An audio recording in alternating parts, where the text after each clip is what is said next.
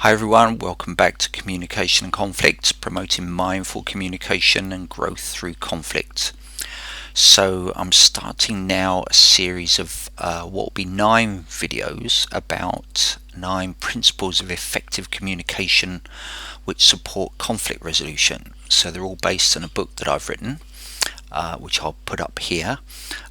Called Effective Communication for Conflict Resolution, how mindful communication promotes or supports growth through conflict.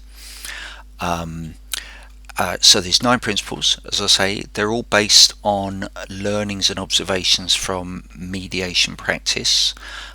So recognizing the ways in which people resolve conflict rather than escalate it.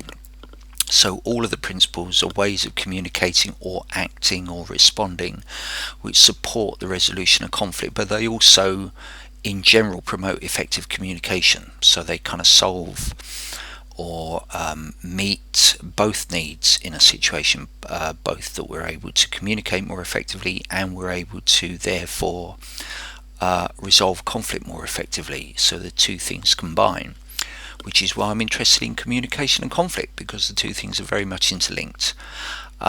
So the first one is principle 1, that we treat each other with respect.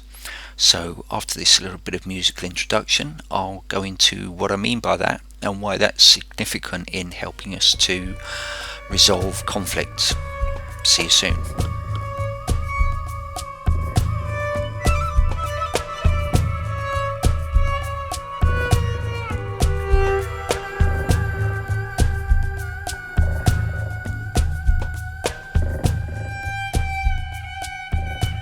So the principle that we treat each other with respect, you'll perhaps notice, is not that we respect one another. And there's an important difference there, because quite often when we're in a difficult situation with someone, we may not actually feel a lot of respect for them. In fact, we may hate their guts. We may have a detestation for the very person that we're involved in the difficulty with.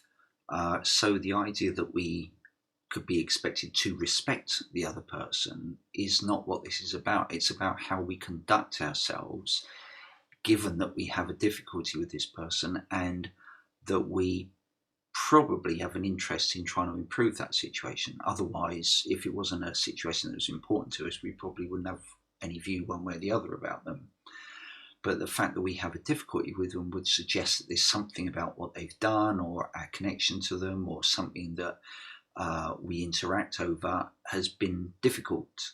And so if we want to improve the situation, it's important that we treat the person with respect. Because the difficulty is that where a lot of situations don't get resolved, it can often be because it's been inhibited by the fact that people resort to using abusive terms towards the person, or they do other things to undermine them, or to belittle them in some way, or talk to other people about the person, but don't actually treat the person themselves with respect.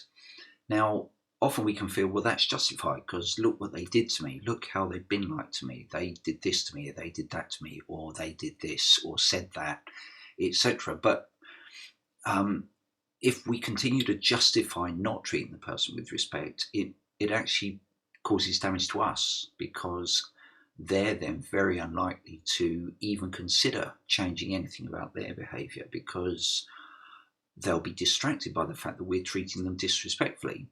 So just taking a simple example of something that's happened recently at the time that I'm making this video, we've had a visit to the UK by Donald Trump.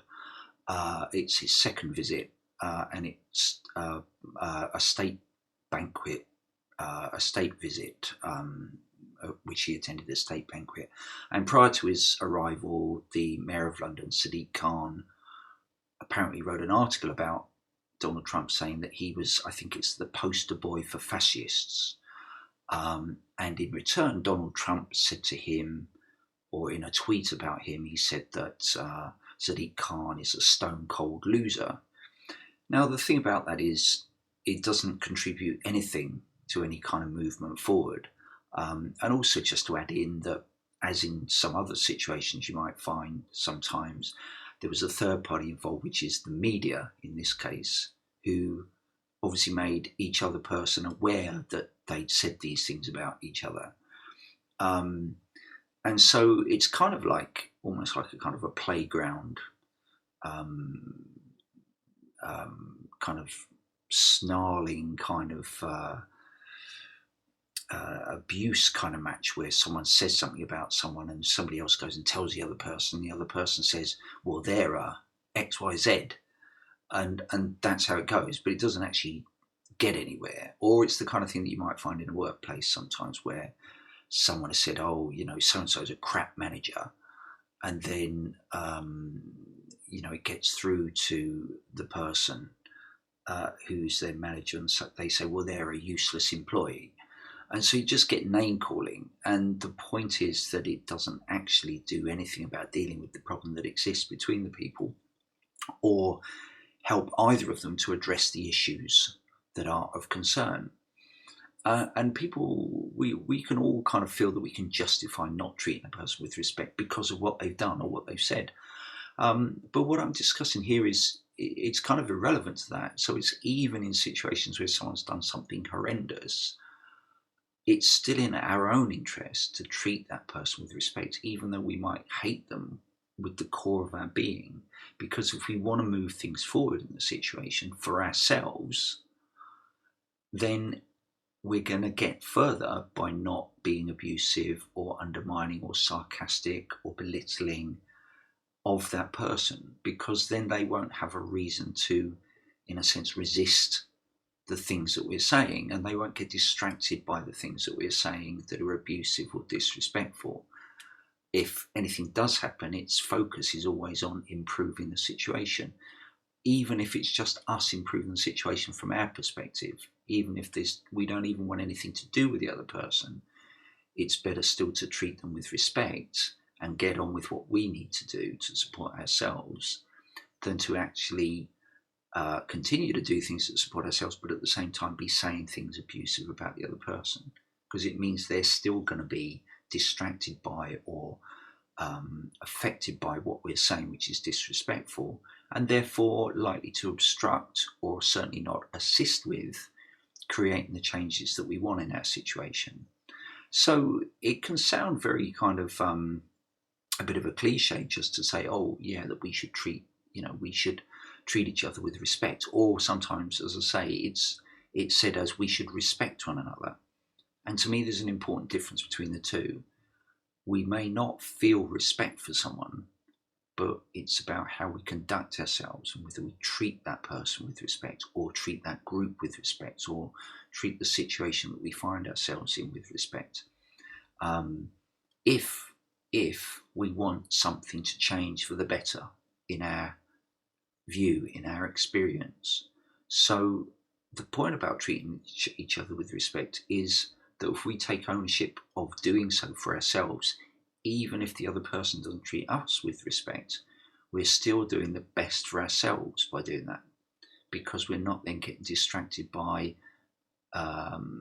slanging matches, abuse, putting all our energy into doing that, going away and telling other people how terrible the other person is. Instead of that, we could spend our time talking to people about other things. But if we're spending our time abusing other people, then that's a distraction from us doing whatever is most constructive for us in improving our situation as a result of any conflict that we've experienced with another person. So there's more in the book, but that's in essence what's meant by the principle that we treat each other with respect. So I'd love to hear your views about it, what your own experiences are, whether you agree with me, whether you disagree with me, or maybe you've got a different view either way about what I'm saying. But that's the basis of it. That's principle one of the guide, or a guide to effective communication for conflict resolution. Please let me know what you think in the comments below, wherever it is I've posted this. Please put your comments in the area below. And if you want to hear more, please subscribe to the channel. and also press the notification bell so that you get notified when the next principle gets put out there. Thanks very much for listening, and hope to see you soon. Bye bye.